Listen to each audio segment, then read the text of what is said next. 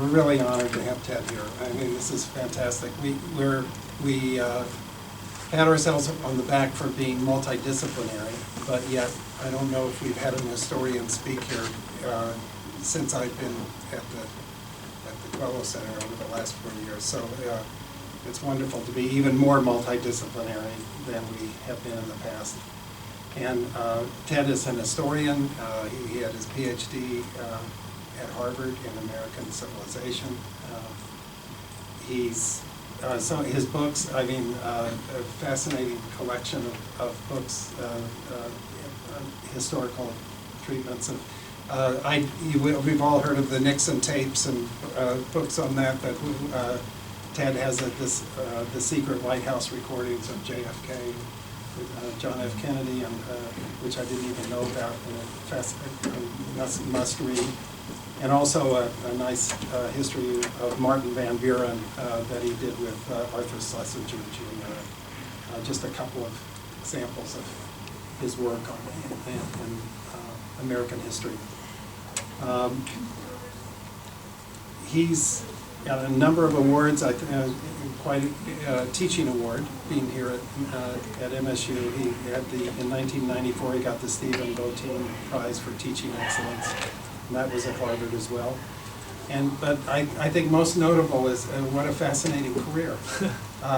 Speechwriter, I think I understand 4 years with helping Bill Clinton with speeches during his presidency.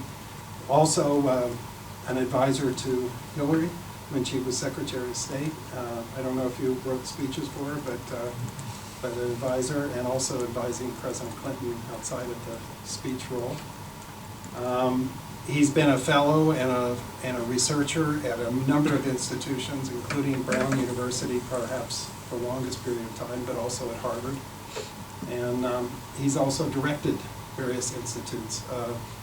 He served quite some time in the John Carter Brown Library at Brown University, directing that library, and then most recently he was the director of the Kluge Institute or Center at the Library of Congress, which is, in part of the role of that center is to help the library move into the digital age, sort of That's right. Very much like the Quello Center is trying to help ourselves move into the digital age in a broader way.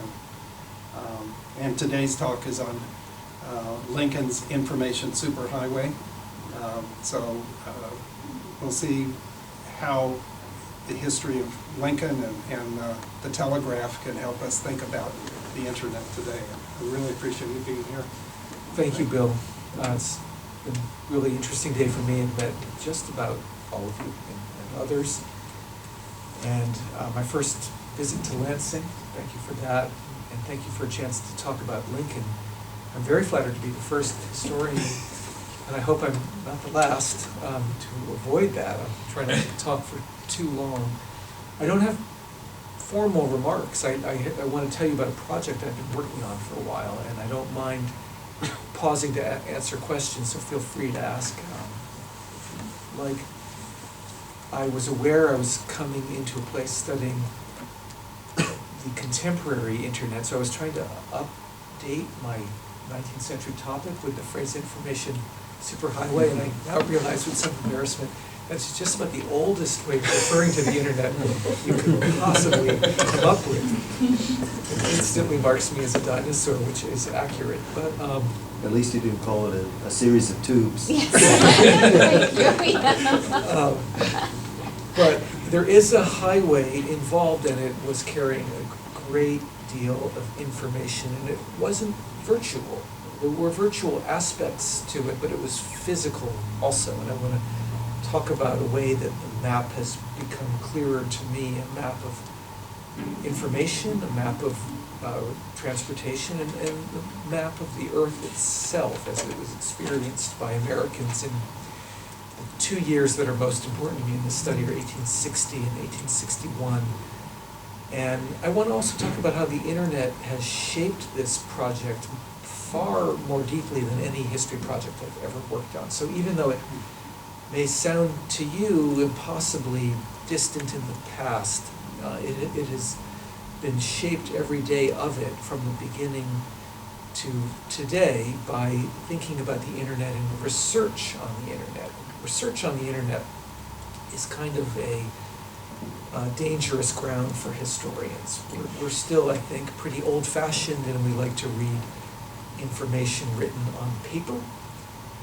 And the more fragile the paper, the older the paper, the more trustworthy it is. So we're a little uncertain when it comes to reading something online, as so much of what we read is. But I have found it incredibly useful in this project to get at the subject of a fast-moving President-elect of the United States. The subject is a train trip that Lincoln took in February, from February 11th, 1861 to February 23rd, when he went through a lot of through the Midwest and then New York State, and came down and ultimately snuck into Washington, D.C. in the middle. He came in after sneaking through Baltimore in the middle of the night. He arrived early morning, February 23rd, 1861. So that is the story, but to get at certain forms of information, I actually found the traditional kinds that historians like often somewhat deficient. So if I wanted to see what the railroad looked like as it was going through a certain township in Ohio, I found myself drifting naturally to places like Google Earth, and the satellite view of Google Earth, where you can still see a lot of the rights of way of the railroads, in many cases the same line as it would have been in 1861. And looking at a little town at Google Earth often led me into a real danger zone for historians, which is Wikipedia, because I'd want to know, what is that little town? Well, who's from there? And that's a partial way of explaining why I've taken a few years too many on this project, because I spent about 3 years on Wikipedia. But also it was a way of paying tribute to the incredible richness. And I think the great value of the Quello Center and the report we've been talking about all day on the weak spots in several neighborhoods in Detroit where broadband is very difficult to receive. But there are tremendous new assets, and even in the old-fashioned world in which I mostly operate of historical research, Wikipedia and Google Earth and massive amounts of data are available online. So I did work in the Library of Congress, which holds most of the major collections of Lincoln letters and other documents. His early drafts of his first inaugural, he's writing his first inaugural while on this train. So I had the great luxury of being in the same building as some of the greatest Lincoln documents, but even when I'm not in that building, what I can see is just about as good, and sometimes even better, because of zoomability or a fantastic feature within the Lincoln papers on the Library of Congress website. You can click a button, and suddenly the difficult to read handwriting is transcribed. You can just read the transcribed version. Lincoln's actually is unusually legible. There's never a problem reading his handwriting, which says a lot about the clarity of his thinking.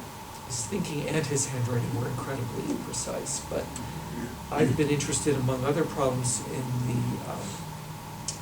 the enormous volume of hate mail he was receiving before his election, even more after his election, a lot of it threatening to kill him during his train trip.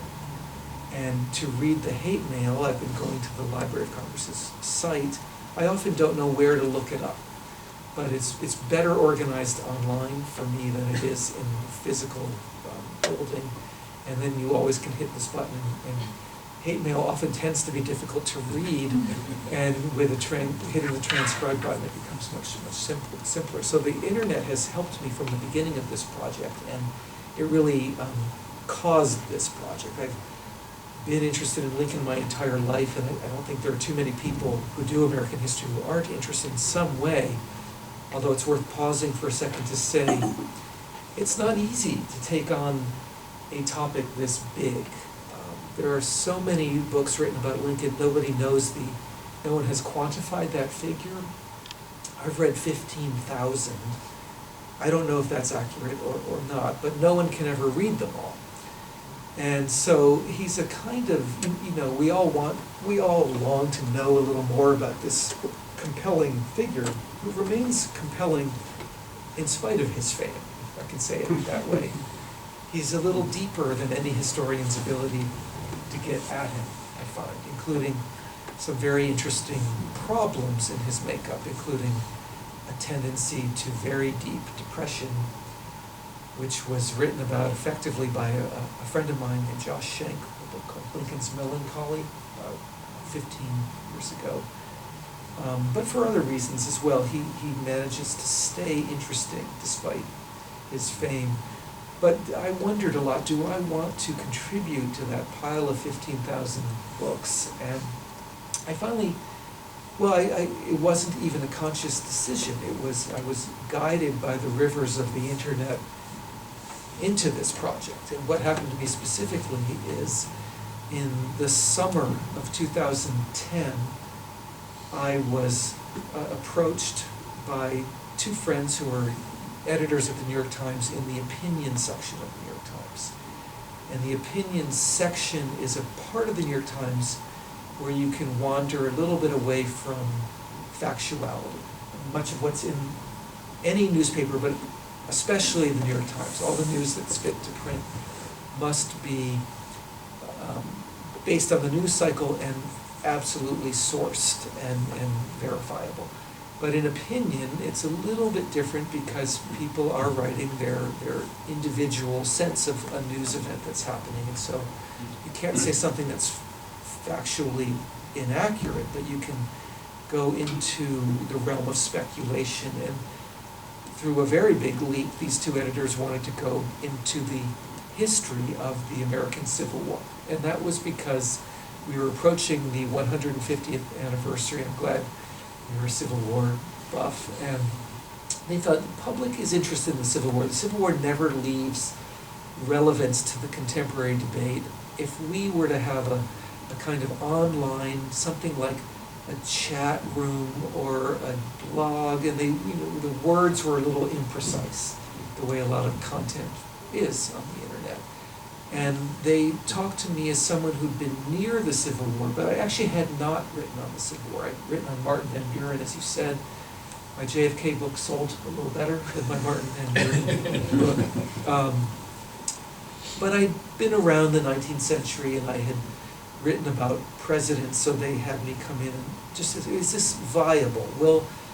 Will historians want to write online about something that happened a pretty long time ago?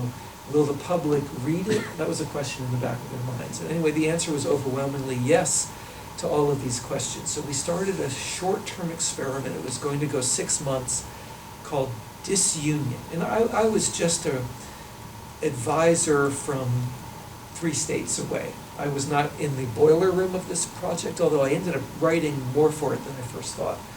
But I helped them find Civil War historians, and we made some unconscious assumptions early on. I know they were unconscious. We didn't write any of this out, but we just thought the kinds of people who will want to write online are probably the younger Civil War historians out there. And maybe we shouldn't always have academically trained historians. There's some really smart park rangers. There are museum guides. There are grad students who don't have their degrees yet. There are retirees who take their families to battle sites. There are a lot of very smart people who love the Civil War. In fact, I think those people know more about the Civil War than a lot of the academics. And I'm speaking from my own experience. I've had many, especially when you get into the military part of the story, which is a big part of the story. People they've walked the battlefields, they've read the accounts by participants. Academically trained historians don't do that as much. There are some who do, but in my own experience, I had done that less.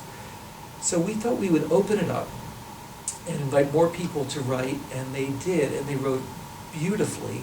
And so from the very beginning, the experiment was succeeding, and it finally went for the entire I didn't think it was possible we could do this, but we went for the entire 4 years of the Civil War, 4.5 because we started half a year before it started. We started around Lincoln's election, which is November 6th, 1860. So we started around, I think it was the day before, November 6th, 2010. And all these wonderful people were writing, and I was reading it thinking, this is so wonderful. It was daily. And it really was not a blog. We used that word to talk about what it might be. But one thinks of a blog as, I mean, all of these definitions are very subjective, but a blog essay is 2 paragraphs, 3 paragraphs, breezy, discursive. So here's what I thought today about this subject. 30 seconds to type it in. Not your blog. Your blog's more serious than that. But that's the appeal of a blog, is it's someone thinking without too many filters. But what we were getting were short historical essays, not journal essays. These were essays on a very specific historical theme, something usually that happened on that day 150 years earlier, but it was more like 500, 1,000, 1,200 words. And at the end, we would list the sources. We would not do footnotes, but we would put in brackets all of the sources used. So it was a quasi-academic kind of writing. And I still think that there's a lot of room for healthy experimentation, bringing the precision and hard work and verifiability of academic work closer to the lightness of a blog essay, and vice versa. I think more people want it. So we're not just writing for fellow specialists. Anyway, the writing was great, fresh, and I was reading it with awe and increasingly with envy. And I wanted to have my own writing in there, so I asked my friends if I could also contribute. They said yes, and I did.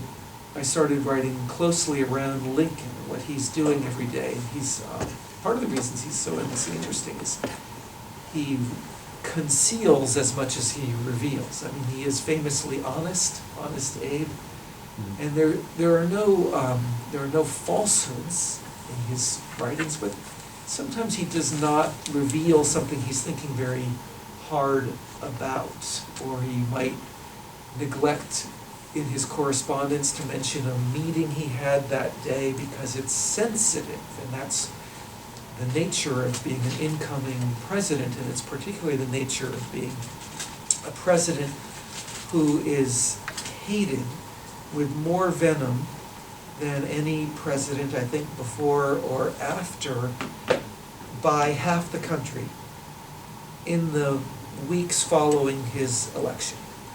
And that sounds a little counterintuitive because Lincoln is so beloved. Who doesn't love Abraham Lincoln? But in fact, the circumstances of his election were unusual.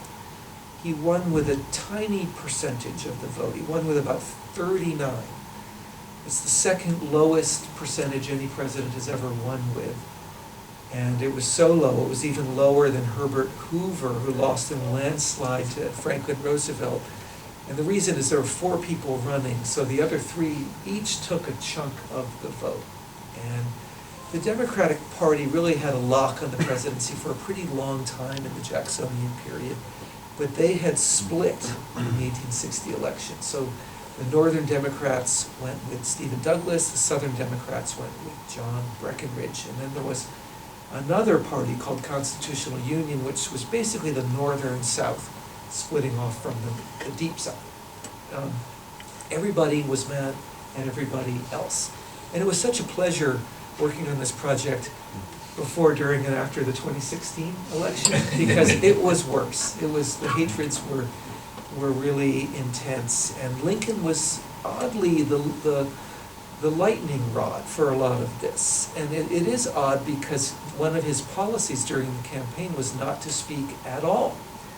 That was considered normal behavior for a presidential candidate. This particular election is so crazy that, in fact, that precedent got shattered. Stephen Douglas begins speaking all over the country because he's desperate to catch up and he knows he's behind. And in many ways, the moment of 1860 shows all of these connecting links into the 20th and even the 21st centuries, while also remaining a prisoner of its time. In some ways, it's very old-fashioned still. In other ways, it's just moving ahead with lightning speed. And lightning is a form of nickname for the system of communications that was becoming so widespread by 1860 that it's very much shaping the political outcome.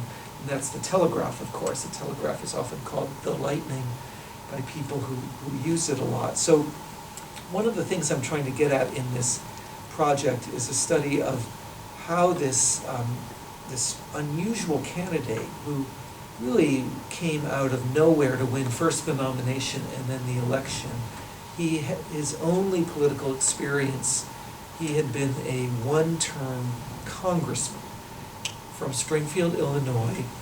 He won in 1846. He served from 1847 to 1849.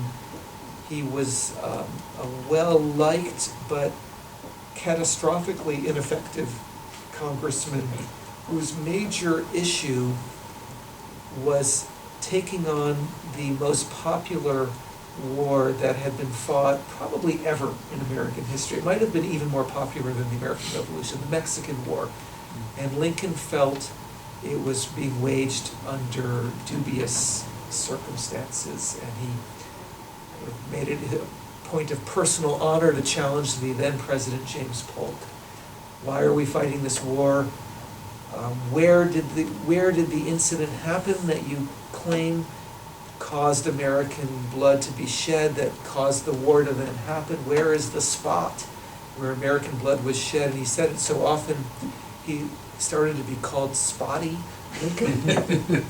And he was sort of considered a one-note, irritating, excessively moralistic young man.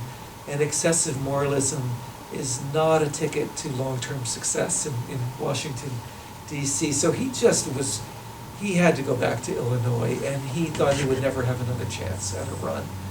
But in the 1850s, as the agitation over slavery heated up, he found a new role. His moralism suddenly was much more relevant to a debate than it had been during the Mexican War, and he spoke before ever bigger audiences, the biggest of which were the Lincoln-Douglas debate. But again, he lost. He did not win the Lincoln-Douglas debate. He lost them, and he remained, that brought his name to some people's attention in the East, but not as many as many historians have suggested. He still was a very dark horse, and I found one interesting publication in December of 1859, a New York newspaper published a list of 21 possible candidates for the Republican nomination for the presidency. And he did not make it into the top 21. That's December 1859. The nominating convention is May. So it's 6 months from the nomination, and he's not even in the top 21. So it's incredible that he made it through, and he used the arts of communication and information about himself very shrewdly. Then he gets the nomination, and still the country is incredulous. There are a lot of people who can't believe he got it from more famous Republicans. And the South really begins seceding a lot earlier than they actually did. So well before the November 6th election, there are a lot of newspaper editorials. They see the writing on the wall. They see that Lincoln is likely to win because they have split their own Democratic Party. So they start calling for secession, and he wins, and then it really goes haywire. The hatred level is very high. In respectable Southern newspapers, calls for people to volunteer to shoot him.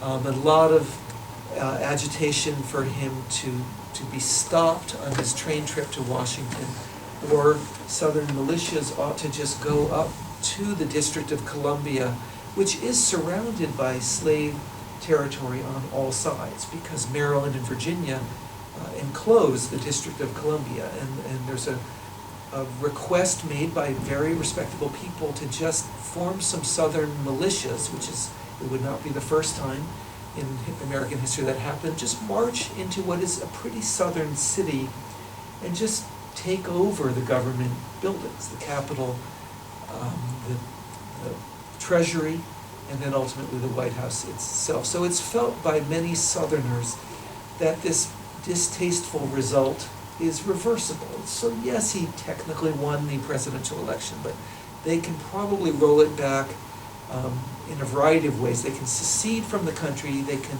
take over the Capitol, or they can physically stop him from coming, including the possibility of assassinating him. So it's an extremely volatile moment, and his great challenge is to make it from his hometown of Springfield to Washington. If alive, that would be helpful, and maybe even to build on his thin resume and get Americans behind him more than they are at the moment of election. So that's the premise of my book. I'm writing about a very fraught 12 days in which he's running a public relations campaign, much of which is flying around the country on systems that are, I would call them physical and virtual at the same time, because they travel so fast and so far along telegraph wires that they are becoming virtual-like, but they still are rooted in actual physical objects, in iron wires that are strung between wooden poles. At the very beginning of the life of the telegraph, actual tree trunks were just planted, dug out of the ground and then replanted to hold the wires, and then they're getting more like what we think of as telephone poles, but a primitive early version of telegraphy is wiring his message around the country. And so information flow is certainly in this book, and I'm stressing that a little more than I might to a different kind of audience because of you. But the railroad also, so transportation networks are crucial to this book, and the information superhighway is an actual highway, and there are many railroad corridors in 1860, but there are several that are especially important. And Lincoln is interestingly as important to the development of transportation systems as he is unimportant as a politician up to his presidency. So he's really a much more important figure in transportation history than I understood before I did this project. And I'll explain why with a few PowerPoint images. So that is the premise of the book, and it has a built-in drama that I really appreciate, that it has a limited number of days. They're all important. He's heading toward a possible assassination, which we know the outcome of the story, but the outcome was a narrow outcome. So unlike my Martin Van Buren book, which was a dutifully written history assignment, this book has a bit of cinematic intrigue and flow and forward motion from one place to another. So it has some excitement to it, and I appreciate the book for that reason. And I think the internet has always kept me close to a sense of motion. So as I said, it began with my looking for topics relating to Lincoln for the New York Times online web series. I asked to do Lincoln on the Train for that series, and then as I was doing it, I just got excited about the idea of Lincoln moving. And one of my inspirations, it sounds like a joke, but it is only partly one, is the movie Speed with Keanu Reeves, because there's an idea in that movie where you can't stop. You have to keep going. And in a way, that was his predicament. He could not stop. He had to get there in a certain amount of time. He also, it was unsafe to stay too long in a city for security reasons. So there are all these things happening, and there's a Lincoln that is failing that I find attractive. He gives some speeches that are not good at the beginning of the trip. He's rusty. He hasn't been speaking for a while, but then he finds himself and he gives some extraordinary speeches at the end of the 12-day trip, and that gives this book a nice redemptive feeling at the end. So I won't ruin the story, I don't think, by telling you that Lincoln lives. He becomes the president, but I have a feeling that I didn't used to have, which is that we all know the tragedy of the actual end of his life. And I feel the sense of that tragedy because I have a stronger sense than I used to of the kind of president he would have been in his second term, when he was thinking very visionary thoughts about Southern Reconstruction, generous thoughts. He wanted to bring the South back quickly without difficulty. So his assassination by pro-Southern people was a disaster for the South. But I also have a sense that he was never very far from harm ever. And so the fact that he survived the assassination attempt of the last night of the trip and was able to be president for the 4 years of the biggest crisis in American history, I feel some gratitude 58 years after the fact for the fact that he had his time and he did what he did. But it was a miraculously close shave, and a firm command of the latest and greatest in communications technology was a big part of his success in getting through. So why don't I show you a few pictures.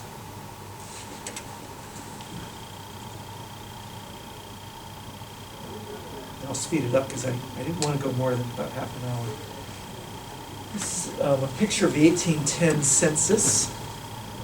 You can't really see, but this is the state of Kentucky. County Lincoln was born in Thomas Lincoln, and this column is children in the house, and there's a 1 here. Someone else later circled it, but the 1 is the 1-year-old infant, Abraham Lincoln. So even as a tiny being, about as far west, maybe not quite as far west as you could be and still be in the U.S., but pretty far out on the frontier, the U.S. government was sophisticated enough that it registered the life of this young boy. And we all know the mythology of the log cabin, but it was a log cabin that was known to the federal government.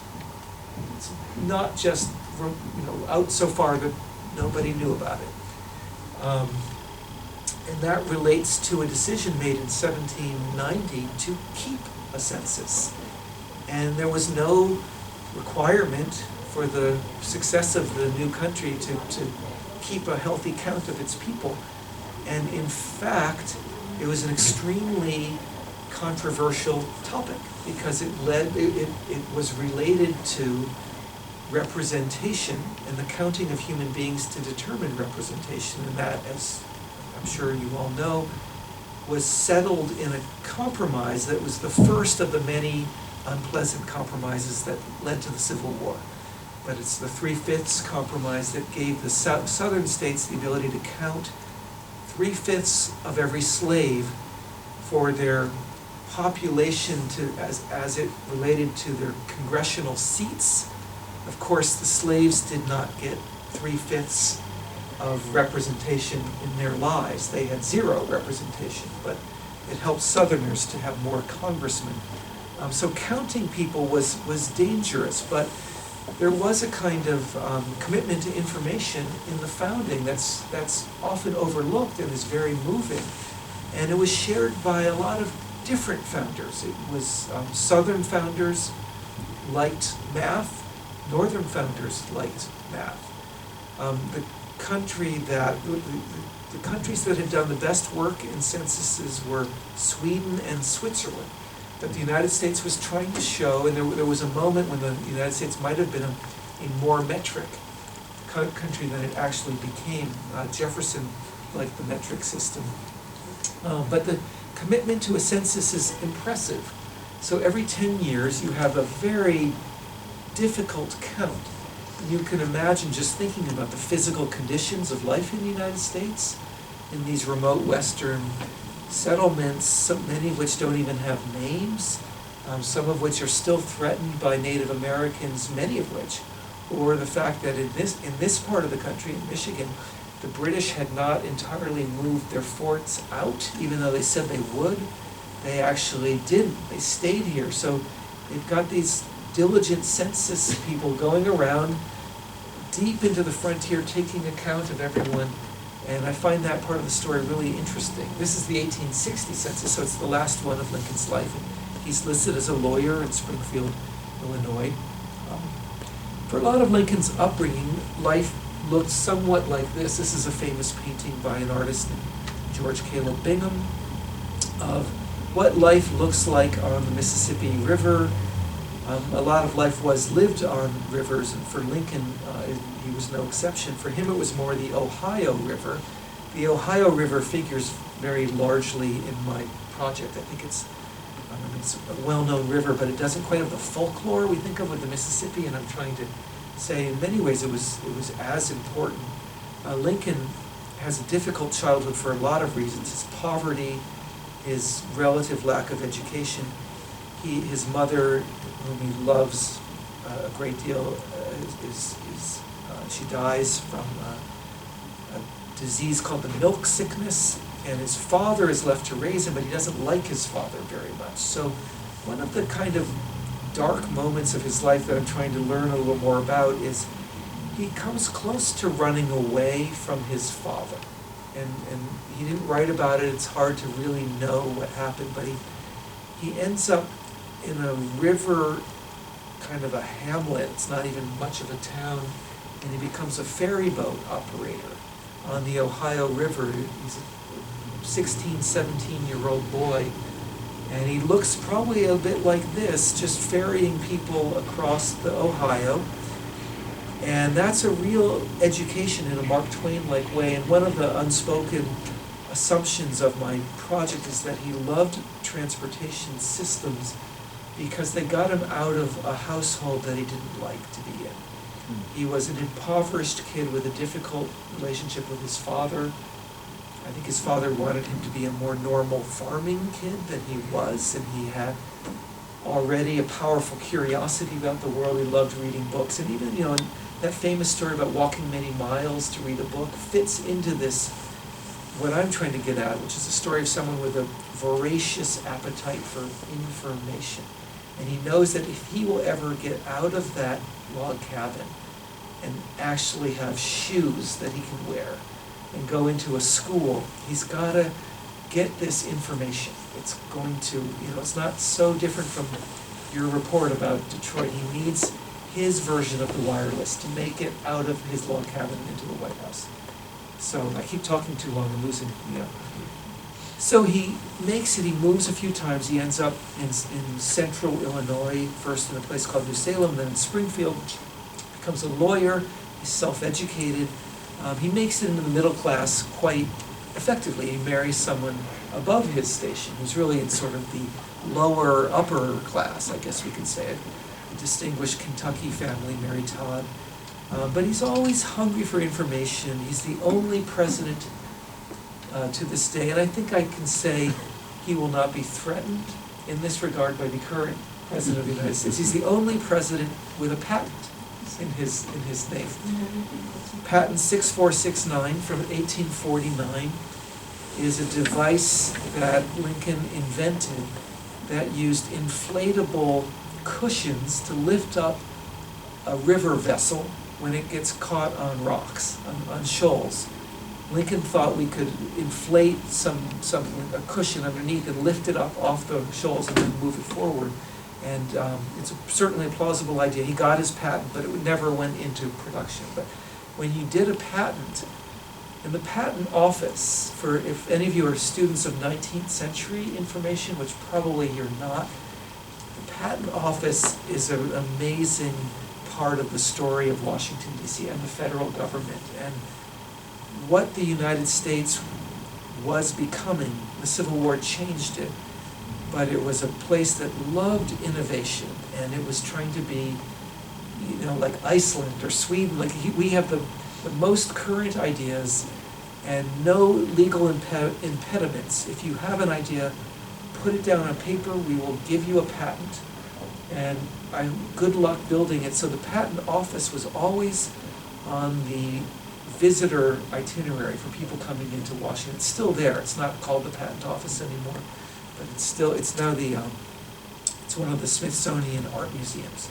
But to make a patent, you not only put down your drawing, you had to build a model. So Lincoln built a wooden model of his device, and that's what this is. So he becomes a lawyer, and he marries, and he has children. He has his brief congressional career, not very good career, and he just settles into becoming a railroad lawyer. He does various kinds of law, but he becomes really interested in the problems of putting railroads through Illinois. This is a magazine article about Springfield in 1855, and this was the best image of your town you could have. It's well-dressed people, a church, nice-looking buildings. Hopefully the sidewalk has either wood, or maybe it's unlikely it would have been stone, but not mud. That made your town didn't look so sophisticated if it was mud. And anyway, the best thing of all about this, if you're from Springfield, is the railroad. The railroad sends the message. This was a New York City magazine that Springfield, Illinois may be far away, but it is sophisticated because it has a railroad. And far from concealing the train, they're showing it off. And the more smoke, the better. You know, smoke is a sign of prosperity and industry. So Lincoln is completely invested in putting the railroad into Springfield and extending the railroad network throughout the country in the 1850s, which it is doing extensively, especially in his region, in Illinois, Indiana, Ohio. Now, interesting, I'm going to try to go a little faster. Interestingly, the first railroad in the United States is in Charleston, South Carolina, which is shocking because Charleston becomes the center of anti-Lincoln thinking. It's the first state to secede. But there was a moment when people in Charleston were thinking hard about railroads and actually put one into service a little bit before any northern city did. But it didn't last for a lot of reasons that were particular to South Carolina, but also just the hunger for this technology was so strong in the Northeast at the beginning, and then the old Northwest, which is what we now call the Midwest, and the financing and the nearness to England made the Northeast a little better for railroad development. So it goes crazy. The Northeast falls in love with the railroad. This is a photograph from 1848. There are many photographs from the 1840s onwards of railroads. I like this one because it shows the blast of a steam engine. Again, that's a positive, not a negative. 19th century people would be absolutely shocked to drive by Lansing's beautiful train station, old train station, and see it underused or unused, because to them that would have been the central building in town. You can also see in the car behind the train a completely full car holding lumber, because trains ran on wood power at first. So one of the cause and effects of the rapid development of the railroad in the 1830s and 40s and 50s is incredible hunger for forests. And most of that is coming from the upper Midwest, including Michigan. So one of your most beautiful buildings is the forestry building. It's got that incredible lettering that says the word forestry. A lot of that, forests weren't just touchy-feely contemplation of trees. It was like, we need energy to feed the railroad because the railroad is the key to the entire economy. The railroad is so important. This is Henry Thoreau drew a map of Walden. That diagonal line at the upper right is a train coming across right next to Walden Pond. So even in the serene woods of Walden Pond, a railroad is not far away, and that's true for a lot of America. Railroads also demanded something that the North was a little better at than the South, which was infrastructure. We heard that word a lot in the campaign. We had not heard it quite as often since the campaign, but to have railroad networks that go as far west as Easterners want them to go, and Westerners want them to go. The grid that's coming together that will connect Ohio, Indiana, Illinois, Michigan, Wisconsin, Iowa, Kansas, and the more distant West to come. Some very difficult engineering projects are required. It's not just simply putting down iron track. So there are valleys in the east that require hard construction projects. This is one called the Staruka Viaduct that is still standing and still carries trains in north central Pennsylvania. A very important suspension bridge that was briefly, between 1849 and 1851, the longest suspension bridge in the world. It just goes across the Ohio River. It's not very long, but it's still a car bridge. It's not a train bridge anymore. That's connecting, really they would have said the South and the North. This is Virginia, because Wheeling was Virginia then, to Ohio. And that was symbolic, and that was what the country could have been. But the North just kept developing its networks much faster, and that produces a lot of stress in the South. You see in this image a steamboat going under the bridge, and that shows systems working well together, but often they weren't working well together. So in Illinois, between Illinois and Iowa, there's an island called Rock Island, and it later becomes famous if you like Johnny Cash. There's a song called the Rock Island Line, great Johnny Cash song. And, well, there's a railroad called the Rock Island Line. So the song comes from the railroad, but the railroad gets its name from Rock Island, which is an island in the middle of the Mississippi. And it was a great place to build a bridge, because instead of building an extremely long bridge across water, you could build two short bridges with the land in the middle. So that bridge gets built, and the operators of steamboats think this is unhealthy economic competition for our business. We hate the railroad, we hate this bridge. And a steamboat operator runs into one of the pilings of the bridge, probably deliberately, and claims that his boat is damaged. It is damaged. And then he brings a lawsuit to call the entire railroad bridge across the Mississippi unconstitutional. And it's a very important, it's like, think of the most important argument in a court of law over internet domain. And it's that nature of a struggle over commerce, but also the flow of information, because railroads are carrying newspapers incredibly fast everywhere they go. They're much faster than steamboats. And telegraph lines are often built over train tracks. So the information network is being built on the back of the railroad. And not at all with steamships. I mean, sure, steamships carry newspapers, but not with the same celerity. You know, it's just not the same kind of a business. And one fact that's in the background of this case is the South loves its steamships. Steamships can pull up to any southern plantation that fronts onto the Mississippi River. Jefferson Davis, for example, has a big slave-based plantation that backs up onto Mississippi River. So he loves steamboats. But small farmers in the upper Midwest, their lives are now dependent on the railroad. Small towns and big cities like railroads, huge southern plantations like steamboats. So two systems of competition, but really North and South are against each other in this legal battle, and it is fought and won by Abraham Lincoln. He's the lawyer who's he's the counsel to the railroad line. And it's an incredibly important episode in his life. And to me, it's central to the person he's becoming. So he is riding on the backs of information more than almost any American I can think of his day. Although there are others coming like Thomas Edison and Andrew Carnegie who become young telegraph operators, and they want to be near the crackle of the information too. But Lincoln is really right there. The Pony Express is a kind of interesting hybrid. It's a short experiment, looms very large in our imaginations, was not nearly as important as the railroad, and it was sort of a last-ditch effort to use old systems, horses, to get information out to California before the trains went out there.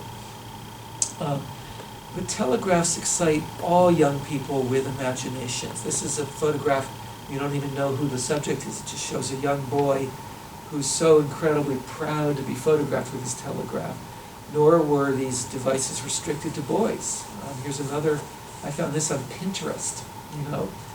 I wish I could tell you who it is, I can't, I just found it, I think I just put in telegraph operator daguerreotype in the Google search. And I came up with good images, but I can't tell you who they are, which means I'm not sure I can include them in the book. But you know what? We use a lot of photographs in rare book collections that we don't know who they are either. So maybe it's okay to use something on Pinterest without knowing quite who it is. This is a telegraph. This is what a telegram to Lincoln looked like. It's from the night of his election, and it was a very important one. It was saying that he'd won the state of Pennsylvania. So it says, on, H-O-N means honorable, A, Lincoln. It's coming from Philadelphia. Penna, meaning Pennsylvania, 70,000 for you. New York, safe, glory enough. And it's signed S. Cameron, who's one of the political bosses of Pennsylvania. So the news that he's winning the presidency is coming in that night instantaneously into Illinois along the wires that are strung along the train tracks from, in this case, Philadelphia. So within minutes, it's coming from Philadelphia to Springfield, Illinois. This is from 1861, it's an image from Harper's magazine, and so the war has started, and it's an angel saying, may the Union be perpetual, and she's walking along the telegraph wires. So there's a sense that we're going to win this war with our information. Information is our friend. This is a little bit later, it shows a kind of angel, and she too is she's trailing, I don't know if you can see, the wires of the telegraph are coming out from her. There are wires behind her, and she's sort of trailing the wires out. And the westward going peoples of America are following. Like the information goes first. It's helpful to have an angel flying above you to know which way to go. And then the brave families come out. Native Americans are not represented very well in this image, unfortunately. And there's a train in the background. The train also brought incredible changes to energy consumption. And that's not quite in your mandate of what you do, Quello, but it's interesting to me as part of all of it is related. And I was so interested, we talked about it last night, to read an article in the New York Times about how Bitcoin consumes massive amounts of electricity, which I had not known until yesterday, but the railroad consumes massive amounts of everything. So it's causing massive deforestation in the upper Midwest, Michigan particularly. It also needs coal and iron, which conveniently are found in the north and not the south. So Pennsylvania has an incredible mineral wealth, but the South just does not have as much. And then in 1859, petroleum is discovered in a deep well north of Pittsburgh. And this is a very unusual painting of the well where petroleum was first discovered in the United States. And it's a kind of impressionistic look at night, an interesting decision by an artist to show a streak of oil on fire coming up out of the earth, and it's a little bit of a vision of hell, which that might be your take on it if you're an environmentalist today.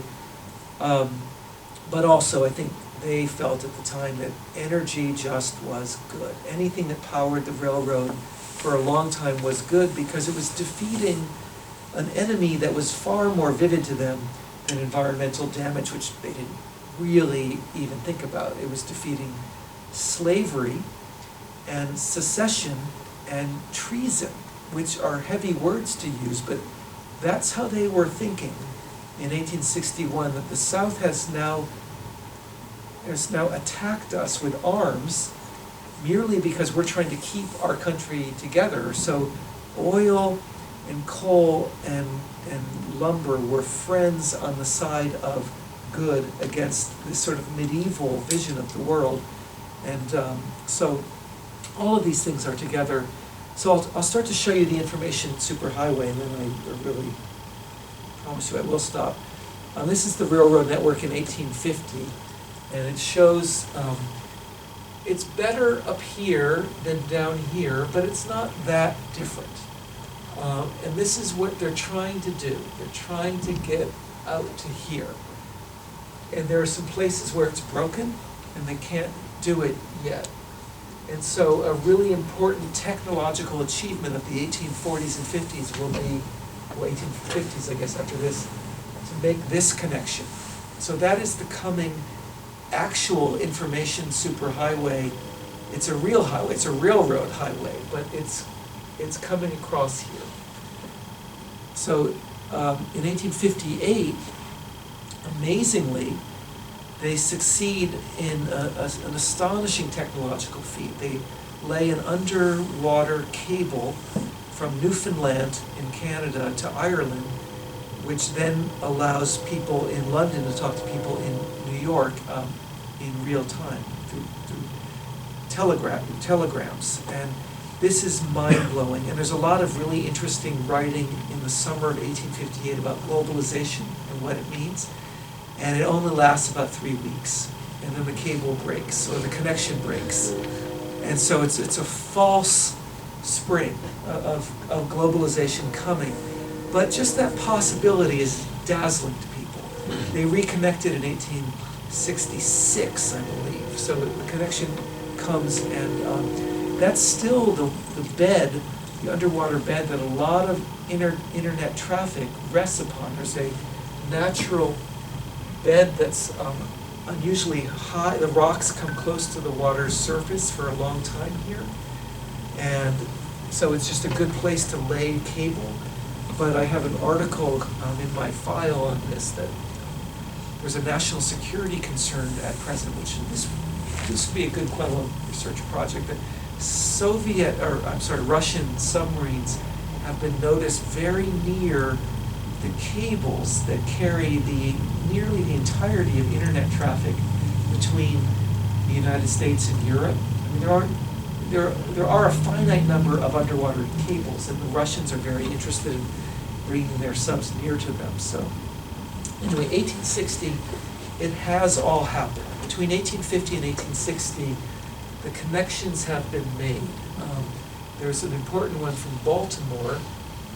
Baltimore's interesting city. It's a southern city in some ways, northern in other ways, but this one is really successful. So this is Albany to Buffalo, Buffalo to Cleveland, Cleveland to Columbus, Cleveland to Chicago, and in the 1850s, Chicago grows exponentially. It grows from about 40,000 to about 900,000 people. It's an incredibly rapidly growing city, and that's really the railroad. So Chicago becomes the hub of this part of the railroad network, but then from Chicago, all these spurs go off to Detroit, to Milwaukee, just down to St. Louis. The link from Chicago to St. Louis goes right through Springfield, Illinois, where Lincoln lives. So Lincoln is all over this progress. I found this just for you. It's the Michigan and Wisconsin in 1860, and it has happened. So if you look at these lines down here, these are train lines.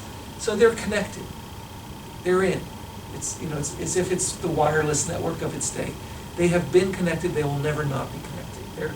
They're connected to the industrial economy of the United States forever at that point. And the South really is not connected nearly to the same extent. So I just added some maps of other networks because they follow the same lines. They just follow the same lines that have been established already. So now I look at maps differently. Like I would wonder, why isn't there a map from New York, a line from New York directly to Chicago? Well, now there are with fiber. But for a long time, they just wanted to follow the path of the Erie Canal and the railroad network, the New York Central. And so these old networks were very powerful for a long time.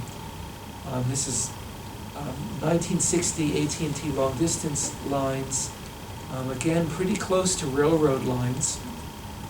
There's a detail for you of the long distance phone lines. Looks like Lansing didn't make it in. No, we're there. Okay. Beginnings of, well, you know this story, Bill, but, so now, well, we're off the railroad network to an extent, except Pittsburgh and Cleveland. Case is Cleveland, Carnegie is Pittsburgh. That is one of the links of Lincoln's trip, is 12 days. He goes on a train from Pittsburgh to Cleveland. So it's exactly that line, Carnegie to Case. The New England ones are different. He doesn't go to New England, so that doesn't quite work. But it's not, it's not entirely off. Here's just more having fun. Michigan phone lines in 1970. Early internet. Ann Arbor made it in, but not Lansing. Sorry to say. And then broadband availability. This doesn't really relate to my topic, except that I now look at maps, and I'm used to seeing the South's lack of connectivity and the North's connectivity as a reason for the Civil War to happen. And both sides knew already that it had happened, and it caused emotion. The North was very proud of how connected it was. Some people in the South complained that they were not more connected. They were enlightened Southerners. Some Southerners just went in a way that is not unfamiliar in recent politics. They just said, we don't want any of it. We don't like the North. We don't like the railroad. We don't like the telegraph. We don't like newspapers. We like slavery. We like keeping women in their place. We like whiskey. I have some great quotes from people saying these things, and we reject modernity. And I think that was one of the emotions. There were a lot of them, but not everything went into race relations. Some of it just went into, do you embrace the future or do you embrace the status quo? And so I look at maps differently. I think you could probably correlate in ways that would be very interesting low broadband availability with Trump's support, although that's a complex problem because he's so active on social media, but maybe low broadband 7 years ago, which is what this is. It's not current. So anyway, I taxed your patience a little longer than I meant to, but I've got a topic that's extremely full of information. So thank you.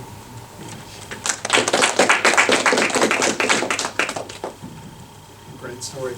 But are you making a very strong case that the North won the war in part because it had the infrastructure? It certainly did. Yeah. Because it was losing the war for the first year, so it was very slow to get mobilized. But anything its soldiers needed at the front, including just like warm uniforms or food, but also railroads were military vehicles. So there were several battles where the ability, and the South was not bad at this. The South had its strengths in this too. It wasn't night and day, but the North got overwhelmingly better, and there were related technologies. So there's incredible bridge building among Northern engineers, and they've trained up in this growth spurt. They just know how to build bridges very well. So going through the South, the North, there's a couple famous examples where using wooden trestles, not even heavy materials, the Northern engineers could build a bridge in about 6 days that would carry a railroad across a ravine. I mean, incredible technological know-how. And all that then later went into the building up of the North after the Civil War too. But just getting much needed warm clothes and food and bullets and guns. It was a war of attrition, and the North easily outperformed, and they also had a blockade of southern ports, so the South just couldn't get the supplies it needed. The South had a lot going for it at the beginning, but it just, it couldn't keep up. It's brilliant. I'm just really taken by your comment about the animosity across political factions at that time. I keep thinking that it's never been this bad. But you had a civil war that followed that. And right. I mean, yeah, it's not a linear. Doesn't look good.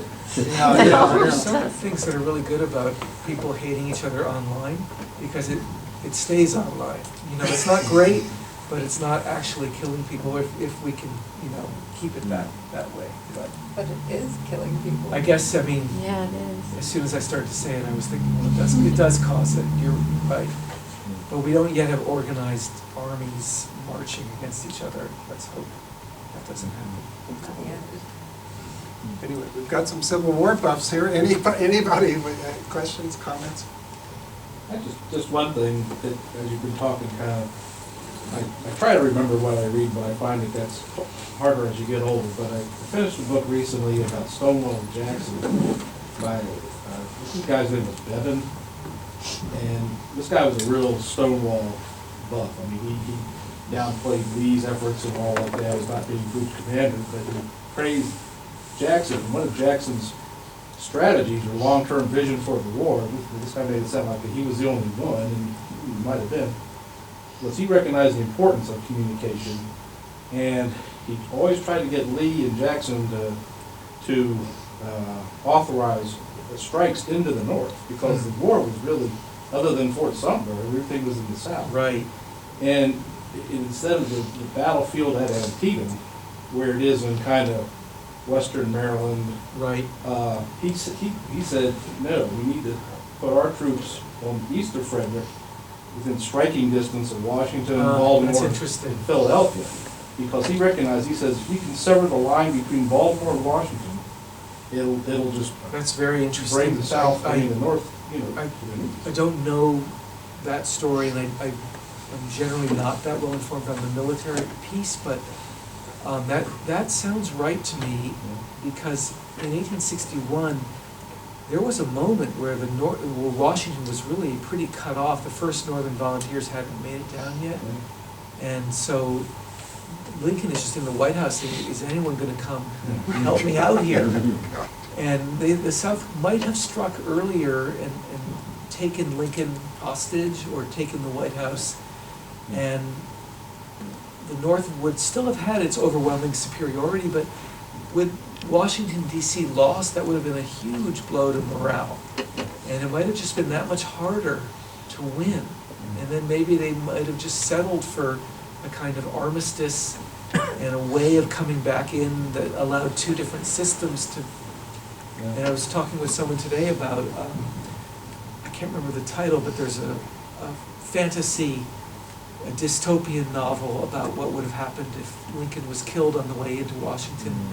And I mean, it wasn't that far away from happening. He was not foreordained. Sometimes he's so famous, it seems like he always had to be this kid growing up with a special destiny, but I mean, it was touch and go there on the way in. A thing along those lines is the strategy, if you will, of the South, at least from the start, was just to fight a defensive battle. They didn't want to fight in the North, and I think Jefferson Davis's hope was that people in the North would get tired of all the death in the South, their sons and husbands and all like that. Which Right. then makes me think, so at some point, all the war effort had to be reported back to the people in the North. Right. And I was kind of curious of how, obviously the telegraph was the quickest way, but I just was wondering how that could communicate back that quickly. It apparently never had the impact, obviously, that Jefferson David won, because the war just continued to go on. I don't know. Well, one of my conversations today was with two historians, and they were pointing out that later in the Civil War, there's some attempt by the North and by Lincoln's White House, and I don't quite want to put it on him, but maybe it belongs on him to suppress information that's not favorable to his war effort. So he's riding in on the back of all this information, but he strategically later didn't want to reveal depressing news at certain moments. So it's not a perfect freedom of information story.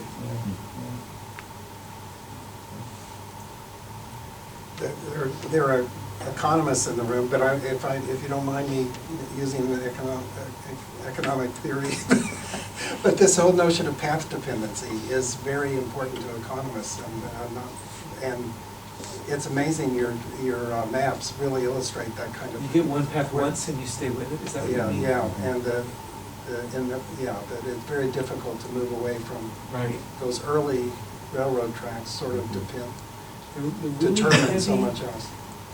I mean, later on in the later 19th century, they overcome almost all obstacles, but for a long time, that Albany to Buffalo to Cleveland was a very important pathway. And Buffalo is a really major city, which is including water traffic and rail.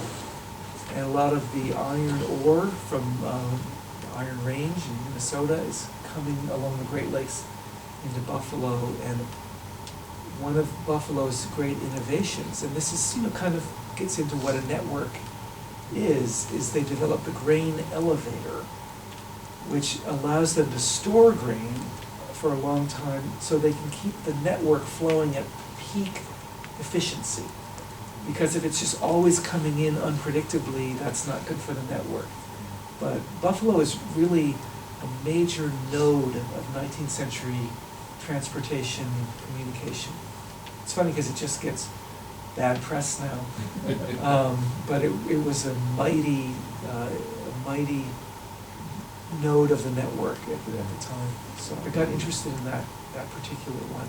It's the Erie Canal first, which is a huge breakthrough when it happens, but it's very slow.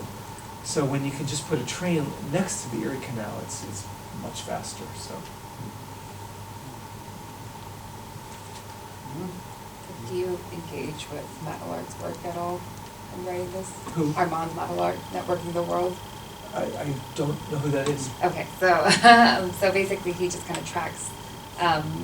He's a Belgian-French social theorist, and so he kind of tracks like the rise of kind of like out of the Enlightenment and the rise of modernity, and looks at train tracks and these information systems of the telegraph. So you should definitely. What is his name again? Mattleart. And so I was wondering, in terms of like transportation systems and infrastructures, especially at this time in terms of modernity, I can't even talk, are deeply tied to like ideas of like a nation state, and like a lot of like socio-cultural political identity is like tied within these technological infrastructures. Do you think that kind of had any play with like the identity of being a northerner and a southerner? Yes, I mean, there were people who thought better linkage between, I mean, there was, so I didn't point this out on the maps, but it's a good point. There were unusually bad links between the North and South. So there was a kind of race to get to the upper Midwest, and the North won. And then you might think that the Midwest would want to connect south into the South, but that didn't really happen. So there's one link from Louisville, Kentucky to Nashville, which is okay, but it's ignoring a lot of the South. And then from Baltimore into Washington, there's a single track. I mean, going into the capital of the United States, there's one track going north to Baltimore, and then you have to do a kind of, you have to cross a bridge and then pick up the next leg in Virginia. Many people thought, including Lincoln, that if they just built like a dozen north-south railroads, everyone would feel part of the same nation state. But the South, after losing the fight for the upper Midwest, seemed kind of angry, and there wasn't the financing for those routes. I'm not sure why Northerners didn't build them either. But yes, the railroad was absolutely connected to the nation state in a way that at the time people felt very positive about it. And then if I could write about the book, I can't, I have to just stop it. In the 1880s and 90s, people start feeling a whole lot worse about the railroad and the nation state because it feels like it's just the tool of wealthy capitalists. And so what has been a delivery mechanism for young men to get into the mainstream of life, like it is for Lincoln, it's starting to just feel oppressive later on. And it would be great to go into that later period, but I've already written a long book. I mean, you can tell once I get going, you can't stop. It's interesting that you bring up that point though, because like the expansion of the railroad is like directly tied with the rise of like managerial capitalism That's true. and bureaucracy, Right. and so it's like it's tied into all of that, bringing it back to economics. One of my major sources, I mean, I would not say I have written a normal book. I should just say it's kind of it has some novelistic qualities, and you're following this hero from town to town, and every now and then I sort of pull back to wonder what he looks like in a certain scene, which you would not do in a normal academic history book. I'm also not very current on new trends in the field. But what I can offer instead is there was a huge amount of very serious work on railroads done in the 19-teens and 20s and 30s, when that was a well-regarded form of, I guess you'd say, economic history. And they're impeccable. They're so detailed about what was the network and how much did it cost to build it. And I've read a lot of those. So I've done some deep homework in the building of this network, but I haven't read anything written after 1930 about it, so I need to improve on that. I have a question. This is actually for Bill and Ted. One of Bill's former colleagues wrote at length about the rise of the communication systems at almost the same period, maybe a little bit after. It was more tied to industrialization. Benninger, I'm talking about the control revolution. Oh, that's a wonderful book. Is one of your students? No, they were colleagues. They were on the faculty together. That's a wonderful book. At Edinburgh, and so I just wondered if his particular take might map onto your. Yes, and that view. tracks with what you were saying about administrative structures. And Alfred Chandler, whom I did not know, but I went to grad school at Harvard, and he was there, and I never even studied with him, and I regret it, but he wrote The Visible Hand about how railroad networks led to things like workflow charts and Right. just improved office management, and really a lot of, one innovation of the 1850s is a bill of lading that can send a package through an East Coast city all the way to a Chicago or a Detroit without it. It's kind of like what FedEx does, without it coming off the train, with just people checking it as it goes through each city, but it's destined, it goes from New York to Chicago, and it's paid for in New York to go, so you don't have to keep repaying. And those are major steps forward. The concept of sending a package through, and a through line, or a trunk line. A trunk line is a major railroad line. It doesn't stop at every small. All of those are being worked out. And time, I mean, you've probably heard this before, but they have to get a system of coherent time. If you're going to send a package overnight or close to it, you need to have the same system of time. So that's not quite all together. It's getting together. And it's not until 1883 that it finally is all together, but the railroad's really doing that. Right. That's, again, the opposite. The steamboat is a very convenient alternative, because you're just lying on a steamboat, going down the Mississippi leisurely, Mark Twain with a straw hat, and the railroad has got to get to where it's going, or there's hell to pay. So it's different. they were north-south, but Steve. Yeah, right. But people probably need to go, but just a point, we probably don't have time to develop it, but I think comparative study would be, I mean, those maps are pretty chaotic though. I mean, and it's not like everything radiating out of London, for example. So it's not a centralized nation by the railroad. It's this kind of fragmentation Right. and federal structure. It's a little unclear what the headquarters of this nation Yeah, is. yeah. That's something that England does not have that problem, nor France. But a lot of the capital is coming out of New York, but the political authority is Washington DC. But then during the Civil War, everyone's distracted by fighting the war, so it takes a while to figure out that New York City will be the financial capital and Washington will be the political. There is like a significant social upheaval in terms of like what people perceive as like social mores because of the railroad. Right. Yeah, that's really interesting. Well, thank you for that tip. I'm going to look that up. That's a good one. Okay, thank you very much. It was absolutely great. What? Oh, I know. Sorry, I wasn't looking at